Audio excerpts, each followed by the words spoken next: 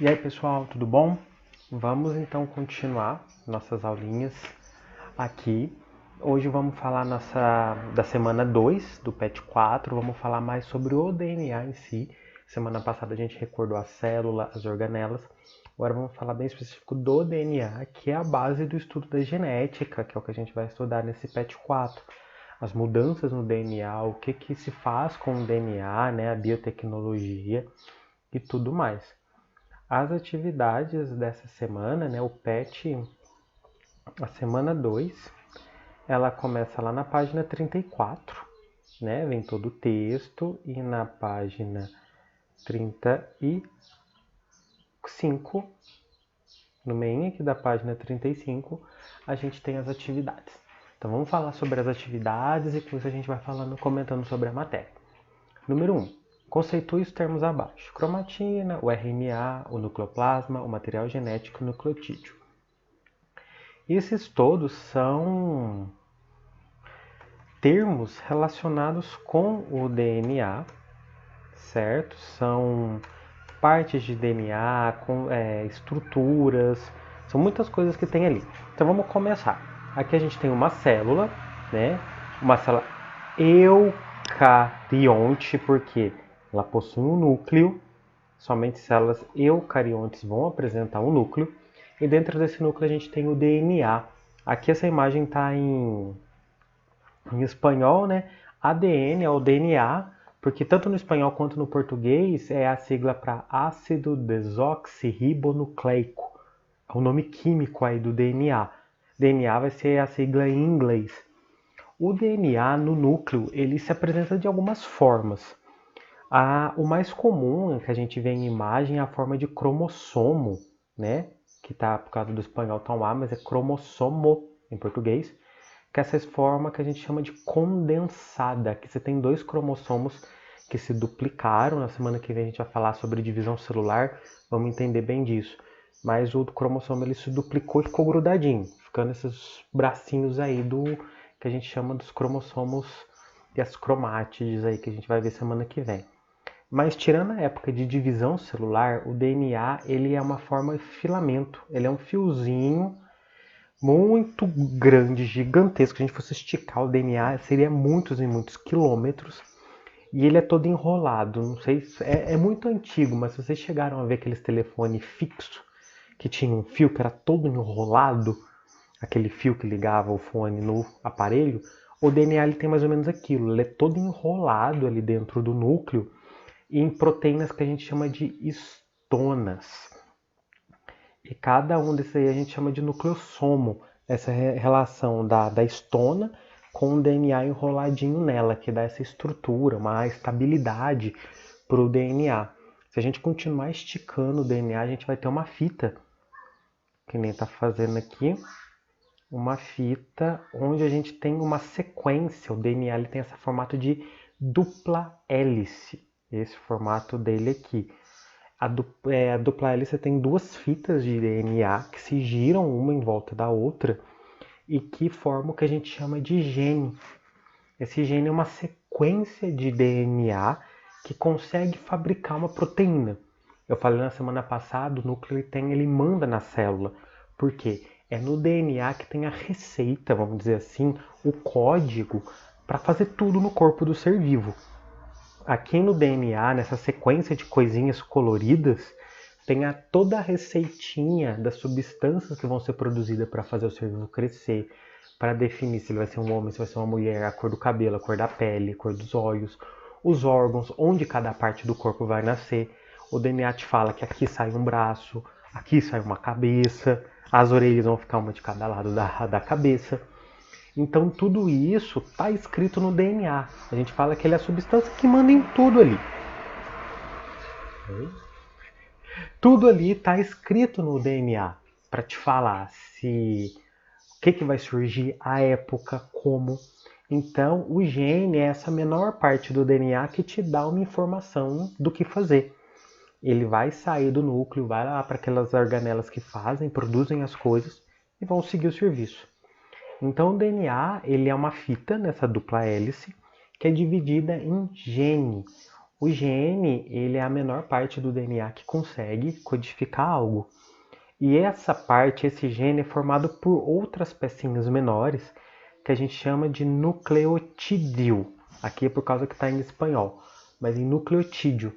O nucleotídeo é formado por 3 partes. Essa azulzinha que está aqui, que a gente chama de grupo fosfato, é um composto com fósforo, o elemento fósforo. Vai ter um açúcar, que é o que a gente chama de desoxirribose. E também temos uma base nitrogenada, que está chamada de base nucleotídica. Temos 4: a guanina, a citosina, a adenina e a timina. Por agora não precisa preocupar com tanto nome não, vamos só entender de geral o que são essas bases. Elas ficam presentes no DNA e se ligam umas às outras. Percebam aqui que elas estão ligadas uma na outra, que uma azulzinha, uma citosina ligada na vermelha, que é a guanina. Elas estão ligadas aqui. Esses risquinhos são como se fossem forças de atração entre a substância. Elas se juntam e conseguem formar o DNA.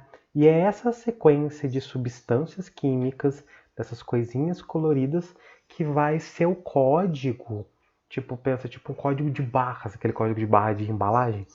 Um código que vai informar para o teu ribossomo, para a tua célula, o que tem que ser produzido, para onde que aquilo ali tem que ser enviado. As instruções estão todas ali. Então o DNA ele não é uma coisa única.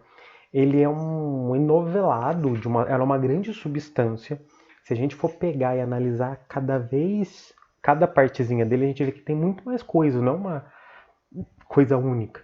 Ele se estica, a gente abre ele, vê cada uma dessas coisinhas que vai formar o DNA. Na menor parte, que é esse nucleotídeo, é onde vai dar informação daquilo que o DNA faz. É a partir daqui, dessa sequência de bases, do que está colorido aqui, que vai fazer o DNA fazer a função dele, que é criar a substância, dar ordem para a célula fazer as coisas que ela precisa fazer. É nessa sequência que o DNA vai trazer a informação genética, trazer as informações que constroem um ser vivo. Todas as células têm o mesmo DNA e todas elas trazem essas informações que caracteriza cada pessoa, que tem um DNA único. Então vamos voltar lá para a nossa questão, né? A cromatina é esse conjunto de DNA. O núcleo, ele tem esse DNA que eu estava falando em fios, né? Ele não é enroladinho como o cromossomo. Sem ser quando a célula vai se dividir, ele está todo na forma de fio. Esse fio a gente chama, o conjunto de todos eles ali, a gente chama de cromatina. A cromatina da célula, que tem o DNA funcional, que funciona, que dá as informações genéticas para o funcionamento do corpo. O nucleoplasma é uma substância que existe dentro do núcleo, como se fosse um líquido que fica ali para poder manter o DNA estável, nas condições necessárias para as reações químicas acontecer, meio que tornar o núcleo uma casinha boa para o DNA viver. O material genético é o DNA, né, é o que contém as informações genéticas, as informações do ser vivo. O nucleotídeo a gente falou, né, conjunto ali da base do fosfato e da ribose, da desoxirribose, do açúcar. Agora o RNA, vamos falar um pouquinho dele aqui, é bom falar nessa imagem aqui do PET. A gente tem 2 ácidos nucleicos que a gente fala no nosso corpo. Ácido porque ele é uma substância ácida ali da química, que vocês vão ver estudar lá no ensino médio. E nucleico porque vive no núcleo da célula. O DNA, acabamos de falar que ele guarda toda a informação genética do ser vivo. E o RNA é como se fosse um primo dele, vamos dizer assim. O DNA é uma dupla fita, você vê que tem 2 fitinhas que estão entrelaçadas. O RNA é uma fita única. E os dois trabalham em conjunto. Enquanto o DNA ele guarda a informação genética, a receita do bolo ali do corpo do ser vivo, o RNA é aquele que vai pegar a receita e mandar para quem vai fazer a substância. Por exemplo, uma padaria, o dono da padaria tem um livro de receitas, mas, sei lá, o cara é chinês e ninguém, os padeiros da padaria não sabe ler o livro ali do dono da padaria. Quem vai ler é uma única pessoa que sabe fazer essa tradução do livro de receita e contar a receita para os padeiros. Aqui no caso da célula, quem faz isso é o RNA.